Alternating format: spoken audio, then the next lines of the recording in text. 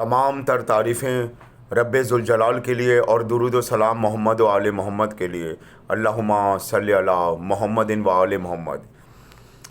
Engineer محمد علی مرزا جو کہ scholar بھی ہیں، درس و تدریس کے حوالے سے بھی بڑے مشہور ہیں، اور جہلم کے حوالے سے ان کا نام کافی مشہور و معروف ہے۔ بے شک پہلے تو میں ان کی تعریف کرتا چلوں کہ انہوں نے مشترکات کے حوالے سے، غلط فہمیاں دور کرنے کے معاملے میں، فقہائے مقدسین، مسالک محجبین کے حوالے سے، اور مشترکات اور اتحادات، غلط فہمیاں دور کرنا اور فساد فی الارض کو نظریات اور عقائد کے صحیح پیغام کے تسلسل کے تحت پھیلانے کی بہت اچھی کوشش کی، اور وہ اس میں کافی کامیاب بھی ہوئے، اور لوگوں نے انہیں سنا بھی اور سمجھا بھی، اور ان کی بہت سی باتوں پر یقین بھی کیا۔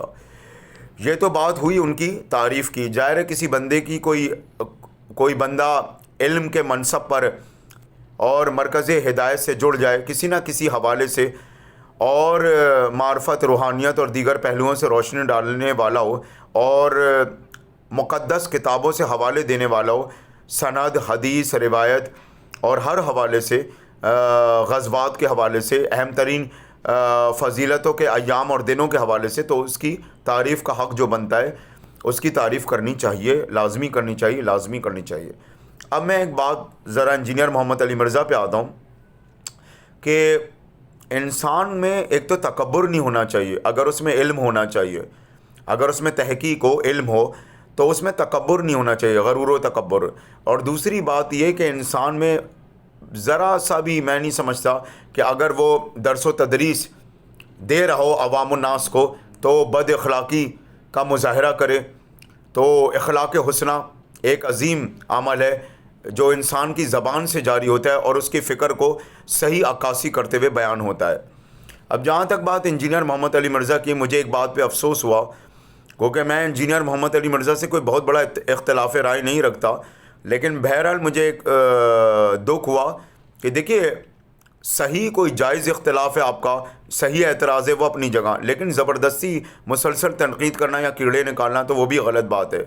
ایک جملہ انہوں نے بڑا غلط بولا، اہل حدیث اور شیعہ زندہ لاشیں، ان کی نسلیں چل رہی ہیں تو آگے چل رہی ہیں جب تک چل سکتی ہیں، یہ تو زندہ لاشیں آنے والے وقتوں میں ایک طرح سے ان کا مفہوم یہ تھا کہ یہ ختم ہی ہو جائیں گے، مطلب ان کی کوئی رہبری، رہنمائی نہیں ہے صحیح معنوں میں۔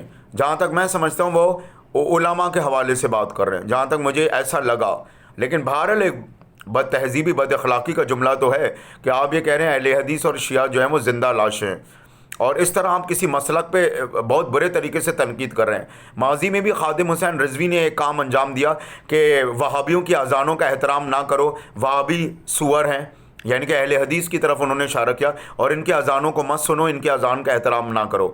اسی طرح مفتی منیب الرحمان، کیا میں کہوں ان کو، اب مجھے نہیں پتا، وہ اپنے آپ کو بریلوی کہتے ہیں، وہ کیسے بریلوی ہیں مجھے نہیں معلوم، حالانکہ میں تو مولائی بریلویوں سے بھی ملا، میں تو امن پسند بریلویوں سے بھی ملا، روحانی تعلق رکھنے والے بریلویوں سے بھی ملا، تمزیلی بریلویوں سے بھی ملا۔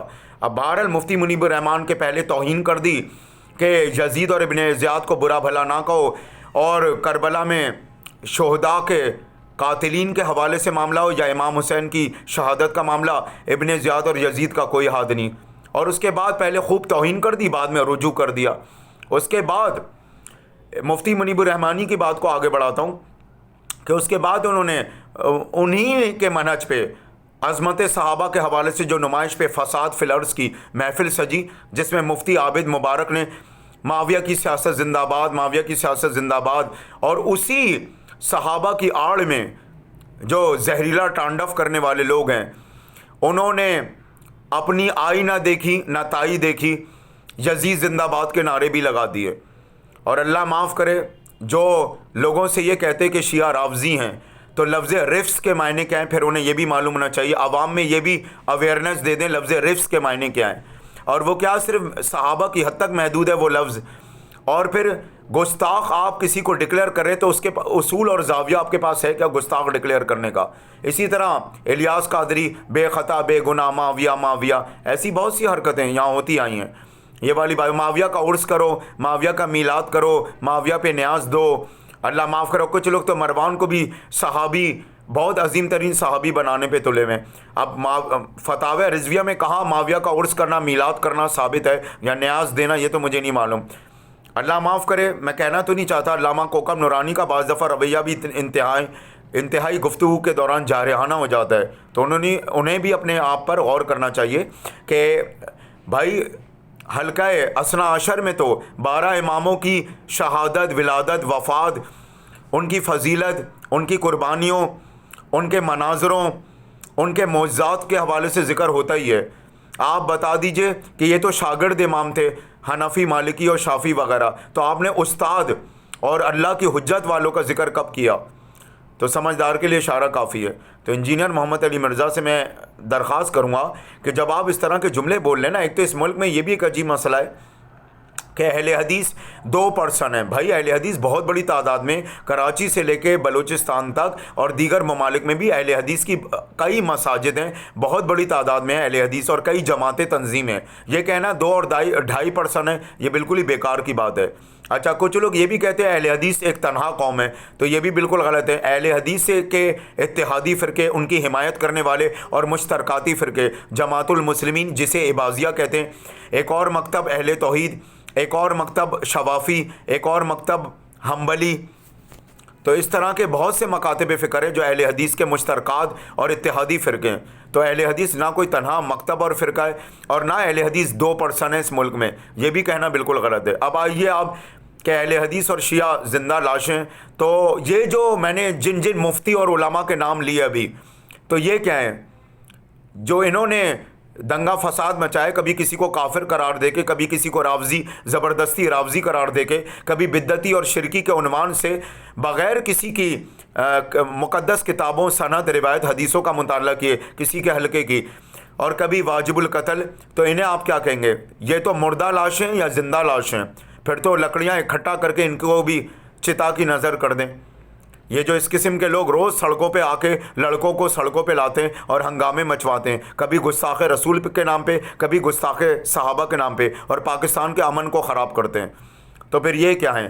رہی بات شیر خدا کی نسل، نہ گیدڑ ہے نہ لومڑی جو پیڑ پیچھے چالے چلنے والی ہے، یا کسی سے زبردستی مقابلے بازی کرنے والی، یا کسی کے خلاف فساد مچانے والی. شیر خدا کی نسل شیر کی طرح آنکھوں میں آنکھیں ڈال کے بات کرتی ہے، اور اللہ کے ولی، امام مبین، امام مرسلین، شہنشاہ اولیاء، مولائے کائنات، مشکل کشا شیر خدا، مولود کعبہ، امیر المومنین علیہ الصلوۃ والسلام صلی اللہ علیہ تعالیٰ علیہ وسلم. رہی بات یہ کہ آپ کا یہ کہنا انتہائی گستاخانہ جملہ تھا. میں نہیں سمجھتا کہ انجینئر محمد علی مرزا ایک غیر اخلاقی شخص ہیں، اور نہ انہوں نے اس ملک میں کوئی فساد مچانے میں کوئی اہم کردار ادا کیا. میں نہیں سمجھتا وہ لوگوں کو قریب لے کر آئے، اور ایک ایسی شخصیت ہیں کہ جن پر یہ باتیں جچتی نہیں ہیں. بہرالخیر کہ ایک علمی شخصیت ہیں، ایک ادبی شخصیت تو ہیں جو کہ رہے ماضی میں. اب بہرالخیر یہ جملہ ان کا بڑا افسوسناک تھا کہ کبھی آپ کسی کو بزرگ اور بابا والا اگر ٹھہرا رہے ہیں تو پھر یہ بھی تو دیکھیے کہ کیا پتہ کہ اس کے حلقے میں سارے لوگ بزرگوں باباؤں پہ چلتے بھی ہیں یا نہیں.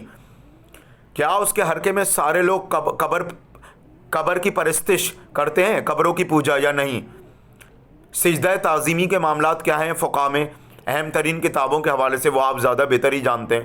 اسی طرح کسی کو ظاہر ہے جو علماء اہل حدیث میں اہل بیت کے حقیقی چاہنے والے، اولاد رسول کے آل محمد کے اور صحابہ کے حقیقی پیغام کو عام کرنے والے، جیسے کہ بہت سے لوگ علامہ ناصر مدنی ہیں، عبداللہ شاہ غازی ہیں، اور بہت سے لوگ کاشف علی برادر ہیں، اسی طرح مفتی اسحاق ہیں، اور بہت سے لوگ. تو اس پر بھی ذرا غور و خوض کریں کہ یہ الفاظ شیعہ اور اہل حدیث کے لیے کوئی درست الفاظ تو نہیں ہے. ہم تو کربلا کا پیغام عام کرنے والے ہیں، ہم تو امام مہدی کے حوالے سے گفتگو کرنے والے ہیں. تمام امت ایک ہی جگہ یکجا ہو جائے گی امام مہدی کے دور میں بھی. اور امام حسین نے کربلا میں جو قربانی دی وہ کسی خاص حلقے کے لیے نہیں دی. آقا علیہ الصلوۃ والسلام سب سے بڑھ کر افضل الاولیاء اہل بیت میں اور نبیوں کے سردار آقا علیہ الصلوۃ والسلام حقیقی معنوں میں ان کی سنت اور شریعت پہ چلنے والے لوگ ہیں. اب رہی بات نوروز، غدیر، مباہلہ، دعوت ذوالعشیرہ، عید شجاع، سبز دسترخوان، کنڈوں کی نیاز، یوم القدس، تو پہلے آپ اس حلقے کے عقائد و نظریات کو جانیں، پورے مکمل تحقیق کیجئے، سند، روایت، کتاب مقدسہ، پھر جا کے کوئی فیصلہ کریں تو زیادہ بہتر ہوگا آپ کے لیے۔ وما علینا الا البلاغ المبین۔